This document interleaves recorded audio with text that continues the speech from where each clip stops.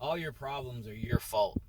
And the degree to which you disagree with that statement is going to determine how unsuccessful you are. See, it doesn't feel good to take responsibility for things that go wrong in our lives. We don't want it to be our fault. We want to look for other people to blame, right? We want to look at other outside circumstances and who we can point the finger at. Because if it's my fault, that means that I have to do something about it. That means that I have to put in some effort. And we don't like that. People don't want to have to take that responsibility. It's so much easier to just pass the blame. We want to say it's my boss's fault I can't get a promotion, or it's my spouse's fault we don't have a good relationship. It's my kid's fault that I'm in a bad mood. It's the government's fault that I can't get ahead in life. It's the weather's fault that I was late today. It's the donut's fault that I'm gaining weight.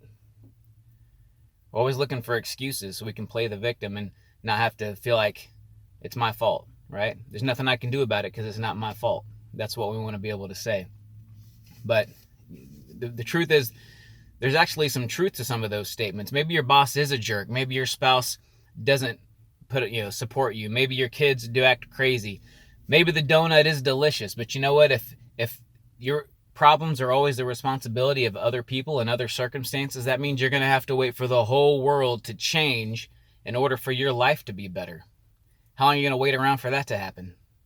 What you should be doing is looking for ways that you can change in order to make your life better.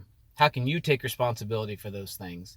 Because the thing that I've learned, the biggest lesson that I've learned in my life is that the more responsibility you take for your life, the better it's going to be. Anytime something bad happens, anytime something negative comes along, you need to ask yourself, what did I do to cause this, or what did I do to allow this? Because it's always one of those two things. Either you did something, took some kind of action or a series of actions that resulted in this problem happening, or you didn't do something that could have prevented it. It's always one of the two. Figure out which of those it is, and then modify your behavior going forward so that you can prevent that problem from happening again in the future. Or if it does happen, you can minimize the impact it has on you. When you have a habit of doing that continuously, anytime something negative happens in your life, that you look at it that way and respond to it that way, you're going to start having fewer negative things happen in your life. And your life's going to get better. And you're going to start being more successful. You're going to start being happier. And everything's going to be so much better.